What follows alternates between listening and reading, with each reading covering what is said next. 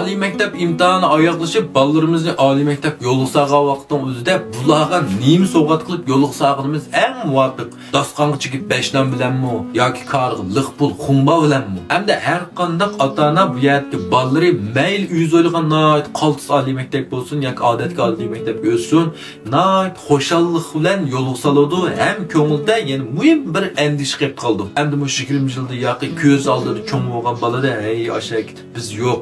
Hamda baş qo'siga osh qalamu, kiyimini biz kiyib to'nglab qalamu, oltatdi. Pulni buzib qashlab tugitib o'tib qisilib qalamu, bu deb nurg'un ishlarni o'ylaymiz. Hamda buning nurg'un nasihatlar bilan u yo'liqsalmaymiz.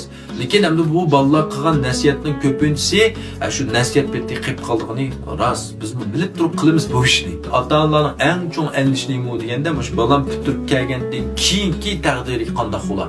Yani o'rta maktabda o'rgangani faqat oliy maktab imtihoni uchun, hamda oliy maktabda o'rgandig'ini buningdan keyingi hayotida, turmushida, xizmatida haqiqiy ishiltirgan bir narsa, haqiqiy asqatadiganni mayada o'rganib keldi. Menimcha bu yerda bolalarga eng yaxshi sovg'at Harvardning oila tarbiyasi.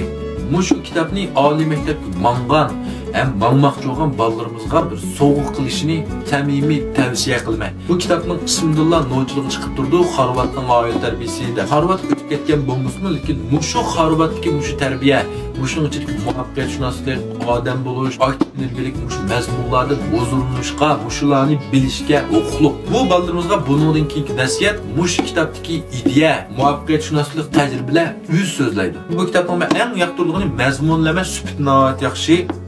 Mana qattiqdash bir g'erishdan ortiq 25 sent keldi.